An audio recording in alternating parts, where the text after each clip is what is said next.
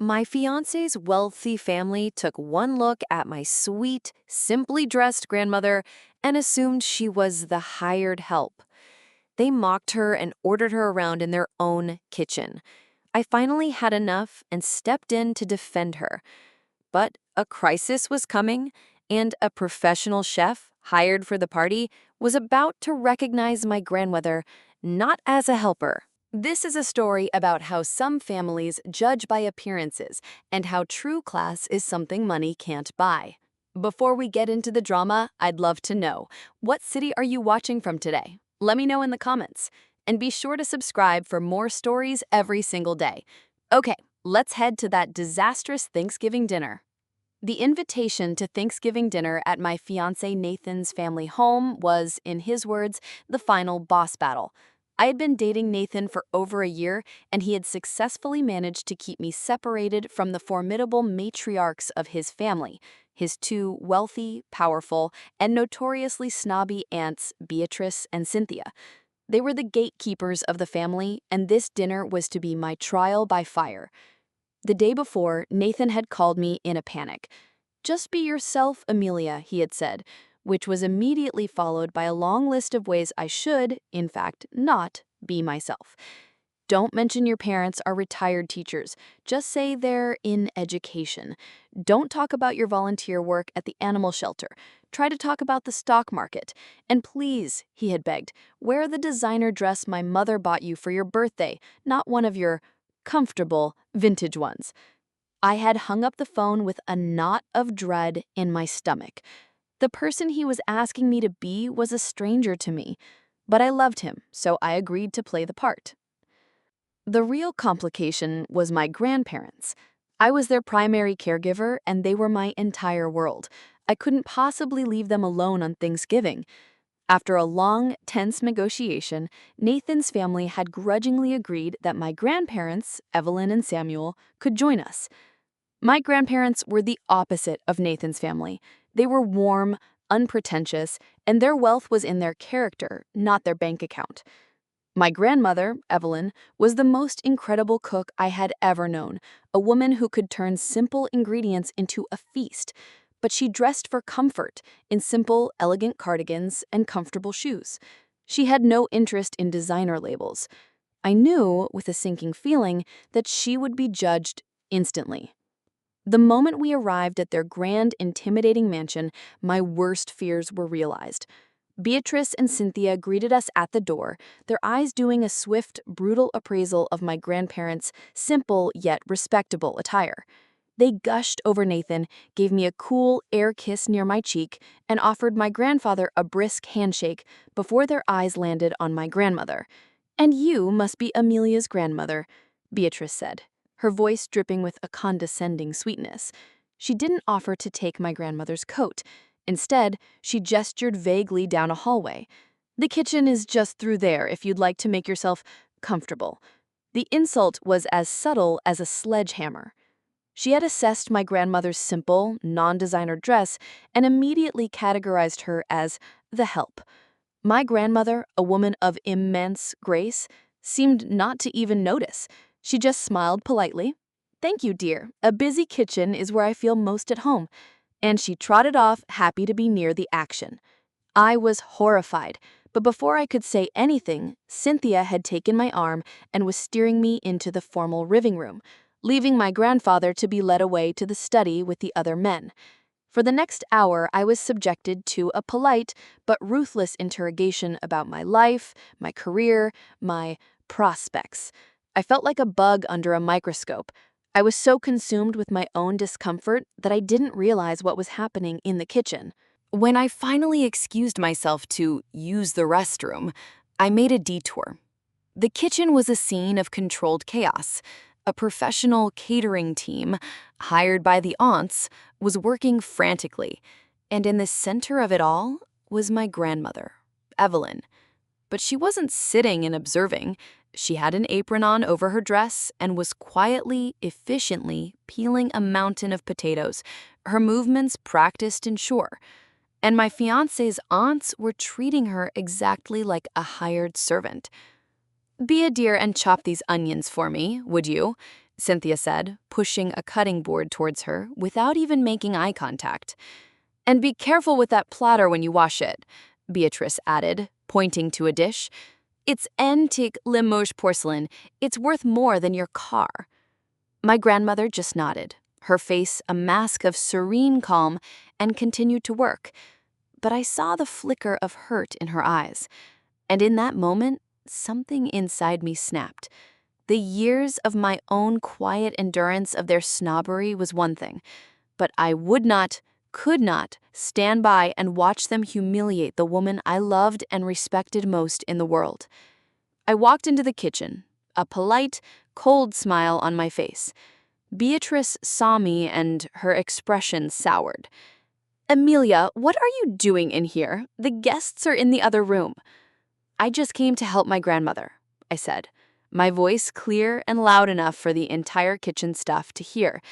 I took an apron from a hook and tied it around my waist. I walked over to my grandmother's side. "Honestly," Beatrice muttered to Cynthia, just loud enough for me to hear, "the quality of hired help these days is just appalling. Now we have their relatives wandering into the kitchen." I picked up a knife and an onion. I looked my future aunt-in-law directly in the eye. She is not the hired help. She is my grandmother. She is a guest in your home, and you will speak to her with respect. The kitchen went utterly silent. The professional caterers stopped what they were doing and stared. My fiancé's aunts looked at me, their faces a mask of pure, shocked outrage.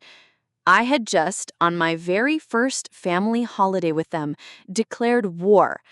I had no idea that a looming crisis with the catering was about to give my quiet, unassuming grandmother the chance to end that war herself with a single, devastating move. The silence in the kitchen following my outburst was a sharp, brittle thing. My fiancé's aunts, Beatrice and Cynthia, stared at me, their faces a thunderous mask of pure, aristocratic outrage. They had been challenged, humiliated in their own home in front of the hired staff. I could see in their eyes that I had not just made an enemy, I had declared war I had no hope of winning. It was Beatrice who recovered first, her voice a low, venomous purr. "Well," she said, a thin, cruel smile playing on her lips as she looked me up and down. "It seems we have a misunderstanding of the house rules. Your grandmother," she said the word as if it were a strange, foreign object in her mouth, "is of course our esteemed guest. A guest who was simply so overcome with a desire to be helpful that she volunteered her time in the kitchen. How quaint." She had reframed my defense of my grandmother's dignity into a story of my grandmother's low-class eagerness to serve. It was a masterful, if monstrous, move. Without another word, she and Cynthia turned and swept out of the kitchen, leaving a toxic, icy atmosphere in their wake. The professional caterers, who had been frozen in place, suddenly found a renewed, intense interest in their cutting boards, refusing to meet my eye. I turned to my grandmother, Evelyn, my own face burning with a mixture of righteous fury and a new, dawning horror at what I had just done. "Grandma," I whispered, "I am so sorry. I shouldn't have lost my temper. I've just made everything worse." She was standing by the large stainless steel sink, calmly rinsing a bowl of potatoes. She looked up at me, and her eyes, the same warm, intelligent eyes I had known my entire life, were not full of fear or distress. They were full of a quiet, fierce pride. She dried her hands on her apron and took my trembling hand in hers. Her skin was soft, her grip surprisingly strong. "Nonsense, Amelia, my dear," she said, her voice a low, steady anchor in my emotional storm. "You did not make things worse. You made them honest. Some people," she glanced towards the swinging door through which the aunts had just departed, "build their entire lives on a foundation of polite cruelty. Sometimes you have to be a little impolite to remind them that cruelty is not a virtue. She gave my hand a final, reassuring squeeze. Now, I believe these potatoes still need peeling. Let's make ourselves useful. And so we did. My silent sacrifice, my act of defiance, was to stay. Instead of rejoining the party in the grand living room, where I knew I would now be the subject of hushed, scandalized whispers, I chose to remain in the servants' quarters. I stayed in the kitchen with my grandmother. We took our place at a small, out-of-the-way prep station and we worked. We peeled potatoes, we chopped vegetables, we worked together in a comfortable, familiar silence, a two-person island of quiet dignity in the hostile territory of my fiancé's family. We were not guests, we were not servants, we were a team. The real crisis, however, was brewing on the other side of the kitchen. The head chef, a man with a suitably fancy chef's coat and a perpetually stressed expression, was in charge of the Thanksgiving dinner's centerpiece, a series of perfectly roasted ducks with a complex and notoriously difficult cherry and port wine reduction sauce. He was a good chef, but the pressure of cooking in a private home under the constant, critical supervision of my fiancé's aunts was clearly getting to him. The first sign of trouble was the phone call. I saw the chef step into the pantry, his voice a low, panicked whisper. When he emerged, his face was pale. "Family emergency," he announced to his young, terrified-looking sous chef. "My son, I have to go. You can handle the rest, right? Just watch the sauce. Don't let it break." And then he was gone, leaving the young, overwhelmed second-in-command to face the culinary storm alone. The young man, who couldn't have been more than 20, did his best, but the panic was rolling off him in waves. And then it happened, a moment of inattention. The smell of scorching sugar filled the kitchen. He had burned the sauce.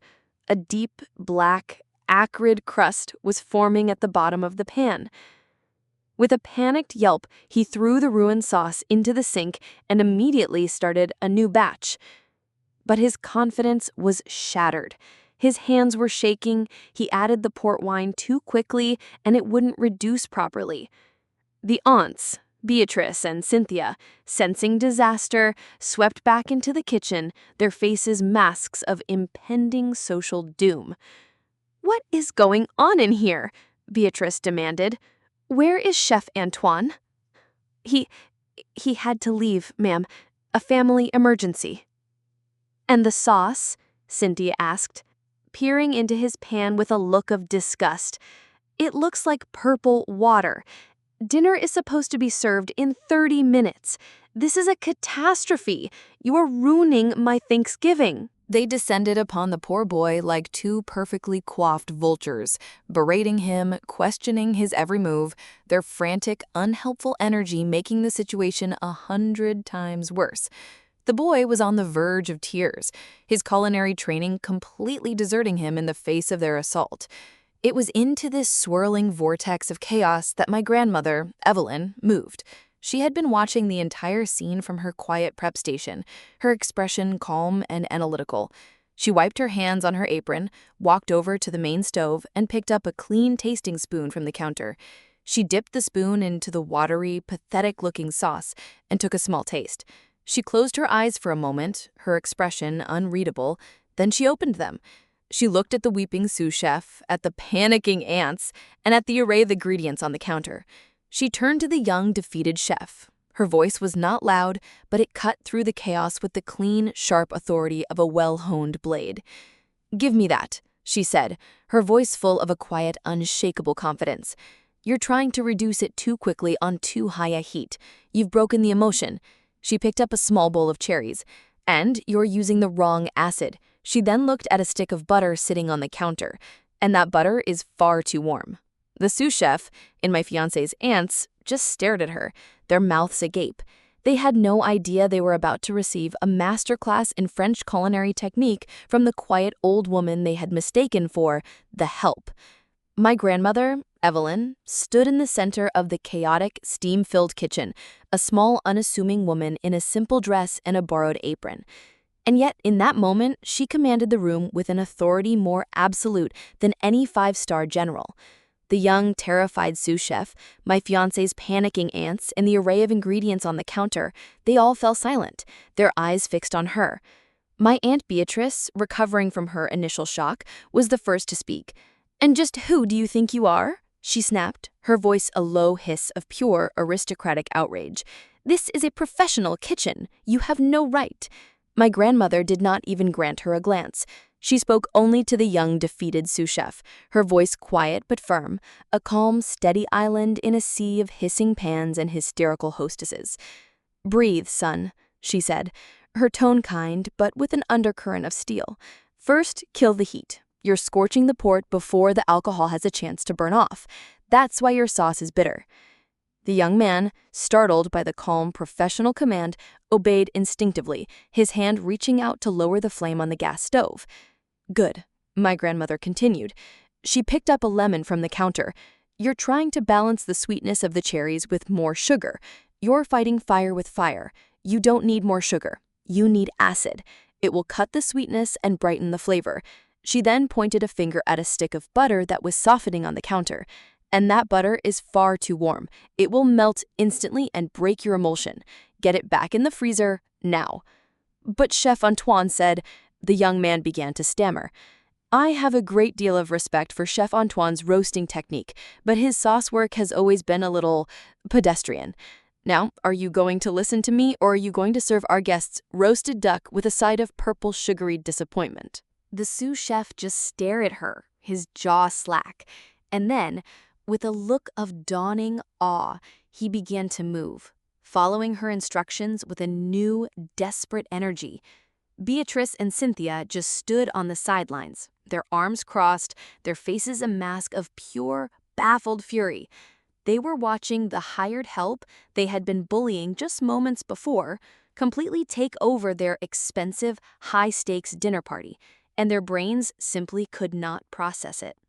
What followed was a masterclass. I watched, completely mesmerized, as my grandmother transformed. The quiet, gentle woman I knew was replaced by a culinary artist in her element. Her movements were a blur of a lifetime of practice. She minced the shallots with a speed and a precision that was a work of art. She deglazed the pan with a confident flick of her wrist, the resulting plume of steam smelling not of burnt sugar, but of rich, aromatic port. She was not just cooking, she was conducting a symphony of flavors, explaining every step to the young sous chef, who was now watching her with the wide-eyed reverence of a true disciple. "You see?" she said, whisking a small knob of the now frozen butter into the sauce at the very last second. The cold butter emulsifies into the sauce without melting. It gives it that beautiful, glossy sheen, that perfect velvety texture. She finished, and the sauce was a masterpiece. It was a deep, rich, and glossy river of ruby-red perfection. She dipped a tasting spoon in, took a small sip, and gave a single, satisfied nod. She then handed the pan and the spoon to the young sous chef.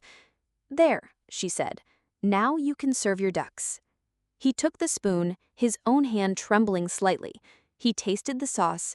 The reaction was immediate. His eyes, which had been full of panic and despair, now widened with pure, unadulterated shock and delight.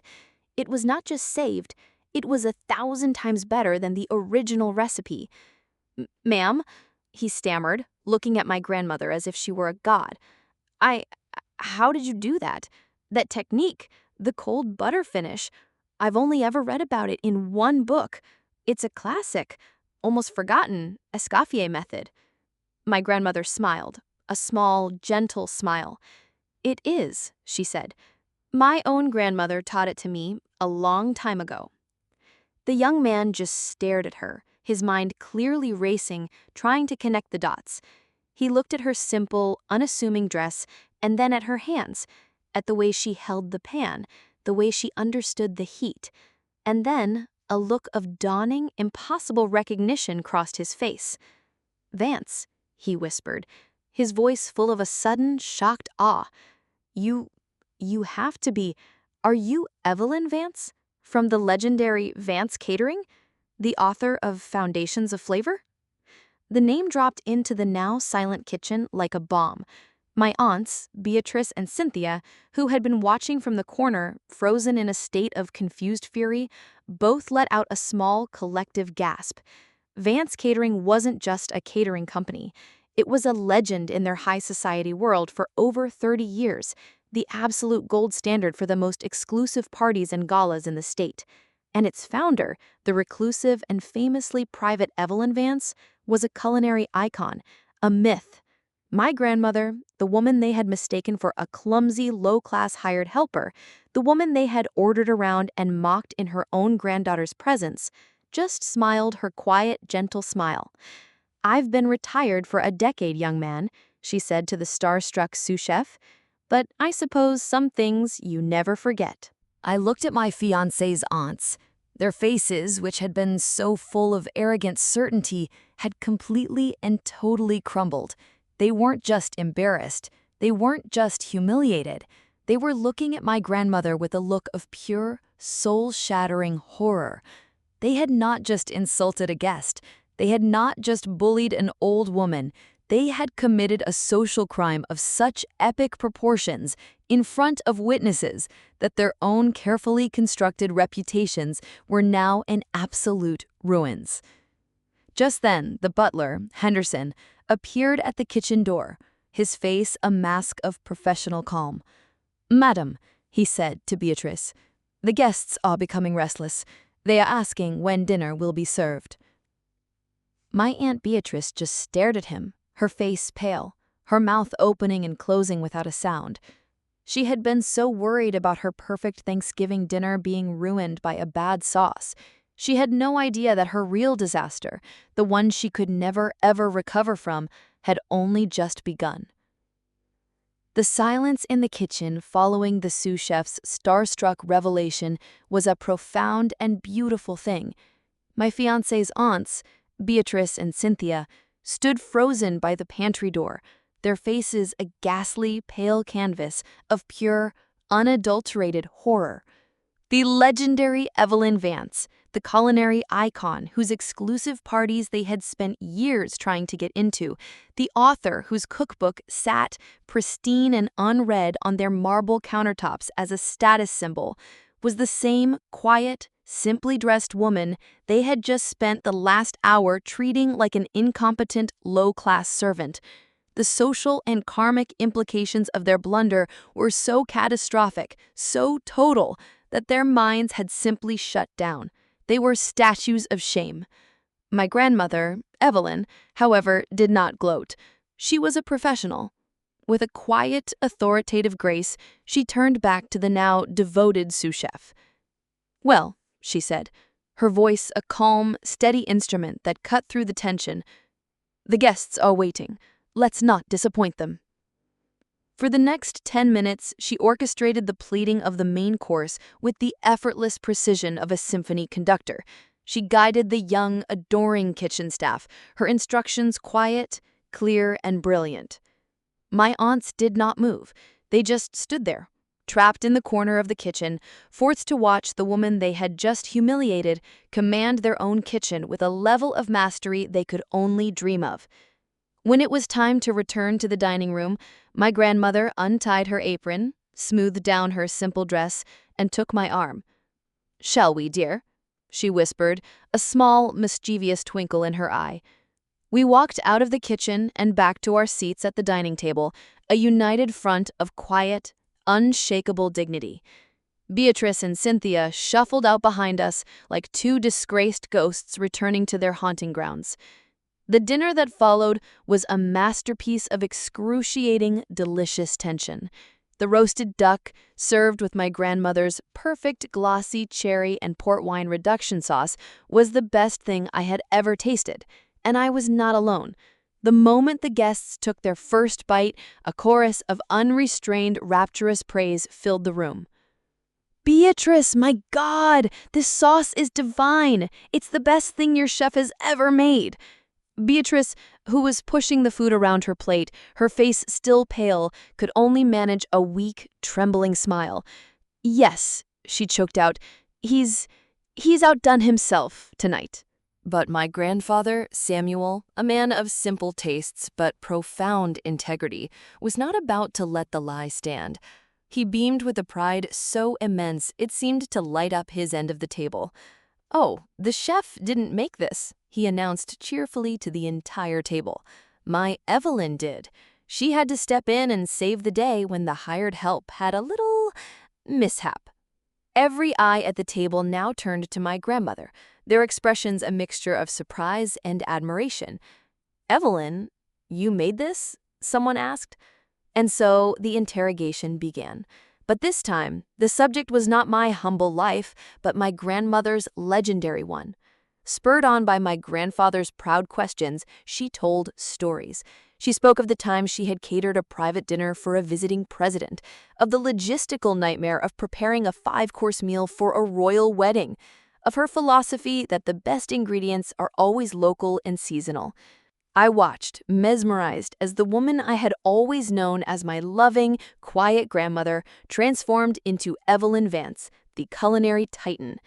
She was not bragging, she was simply sharing the stories of her life's passion. And the entire table, including my fiancé's father and his business partners, were utterly captivated. Beatrice and Cynthia were forced to sit there, in silence, at their own perfectly set table and listen to the woman they had scorned became the undeniable star of their own party. Every word of praise from my grandmother was a fresh, hot coal of humiliation for them. Every story of her success was a testament to their own profound, and now very public, foolishness. The final, beautiful blow came at the end of the meal.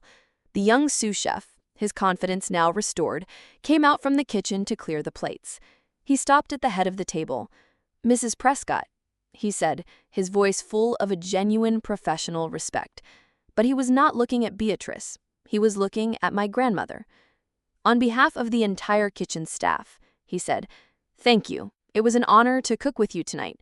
I learned more in the last hour than I have in the last 2 years of culinary school." He then looked at me. "And I must also thank you, Amelia," he said. "Your grandmother is a legend, but you clearly inherited her palate. If you hadn't noticed that the wine for the first batch of sauce was stored too close to the oven and had turned, I never would have figured out why the emulsion kept breaking. You saved me from a complete disaster." The entire table now turned to look at me, their eyes wide with a new respect. The quiet, simple girl was not so simple after all. My fiancé, Nathan, had been watching this entire drama unfold, his expression shifting from confusion to shock to a dawning, horrified understanding of his own aunt's behavior. He had been silent for most of the meal, just watching me, watching my grandmother. Now he stood up, a wine glass in his hand. He didn't look at his aunts. He didn't look at his parents. He looked directly at me. "I think," he said, his voice quiet but clear in the silent room, "that I have been a complete and utter fool. I have been so worried about the wrong things." He looked at my grandmother, then back to me, "and I have some very, very serious apologizing to do." He raised his glass. "To Amelia," he said, his voice full of a new, profound, and deeply humbled respect, "and to her incredible family." The dinner was over. The performance was complete. And my fiancé's family, who had started the evening so certain of their own superiority, had just been served a lesson in humiliation that was far more bitter than any burnt sauce. Nathan's toast, his simple, heartfelt words, "To Amelia and to her incredible family," hung in the silent, tension-filled dining room. It was not just a toast, it was a declaration, a public shifting of allegiance. He was no longer just a member of his family. He was a member of mine. The look of utter, betrayed shock on his aunts' faces was a sight to behold. They had lost him. In that single public moment, they had lost control. The rest of the dinner was a masterclass in quiet, agonizing humiliation for them. The beautiful roasted duck, saved from ruin by my grandmother's expert hands, was served, and it was, of course, a masterpiece. The room was filled with a chorus of compliments, but none of them were directed at the hostesses, Beatrice and Cynthia. They were all directed at my quiet, unassuming grandmother. "Evelyn, this is the best duck I have ever tasted in my life." Nathan's father, a man who had barely acknowledged her existence earlier, boomed from across the table. "You must give our chef the recipe." "Oh, I couldn't possibly," my grandmother replied with a gentle, humble smile. "It's an old family secret." My grandfather, Samuel, beamed with a pride so profound it seemed to make him sit taller. He spent the rest of the meal prompting my grandmother to tell stories from her long and storied career in catering, stories I knew my fiancé's aunts had heard whispers of, but had always dismissed as exaggerated tales from the help. Now, they were forced to sit in silence and listen as the woman they had tried to bully was revealed to be a culinary titan, a legend in the very high society world they so desperately tried to dominate. Their perfect Thanksgiving, the one they had so carefully curated to showcase their own superiority, had been completely and totally hijacked, and the hijackers were the quiet, simple country folk they had so thoroughly misjudged. The departure was a quiet, formal affair. The warmth and chaos of a typical family holiday was gone, replaced by a strained, cold politeness. As we stood in the grand foyer putting on our coats, my fiancé's aunts could not even bring themselves to look at me or my grandmother. They just offered a stiff, almost silent goodbye. Their defeat was absolute. The car ride home was quiet at first, the four of us lost in our own thoughts. Then, Nathan, who was driving, reached over and took my hand. "Amelia," he began, his voice thick with an emotion I couldn't quite decipher. "I am so sorry."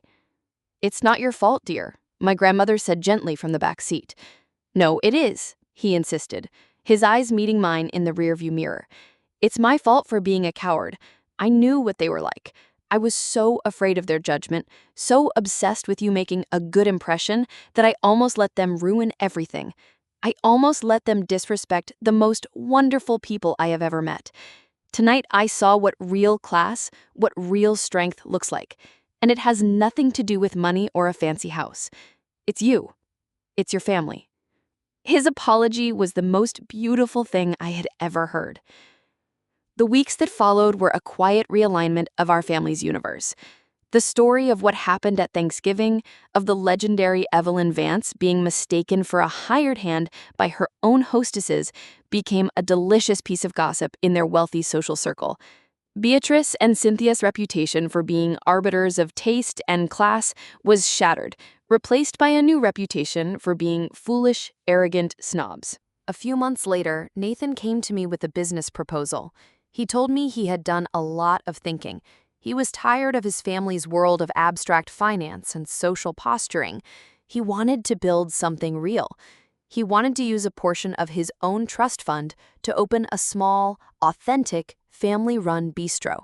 He wanted to call it Evelyn's Table, and he wanted my grandmother to be the consulting chef and me to be his partner in running it. And so, our vindication was not a single, explosive moment of revenge. It was a slow, beautiful, and constructive act of building. It's been a year now. The grand opening of Evelyn's Table is tonight. The space is beautiful, warm, and inviting, filled with the scent of my grandmother's incredible cooking. My grandfather, Samuel, is the proud host at the door. My grandmother, Evelyn, is holding court in the kitchen, a queen in her true element. My fiancé, my partner, Nathan, is at the bar, his face full of a joy and a purpose I had never seen in him before. And I am managing it all, a proud business owner, a happy fiancé, a loving granddaughter. My fiancé's aunts were not invited. I looked around at our bustling, happy restaurant, at this beautiful thing we had all built together. My aunts had tried to relegate me and my grandmother to the status of kitchen help, and now, a year later, the kitchen is where we have found our greatest success, our purest joy, and our most profound victory. My vindication was not improving them wrong. It was improving that my own family's values, authenticity, hard work, kindness, and a love passed down through generations, were infinitely more valuable and ultimately more successful than their superficial, empty obsession with status. An absolutely beautiful and heartwarming story about the triumph of true class and character. What do you think of the way Evelyn, the grandmother, handled the situation? Let us know your thoughts in the comments below. If you loved this satisfying story of a family's quiet vindication, please show your support by hitting that like button, and be sure to subscribe for more powerful and emotional stories. Don't forget to click the notification bell so you never miss an upload. Thanks for watching, and we'll see you in the next one.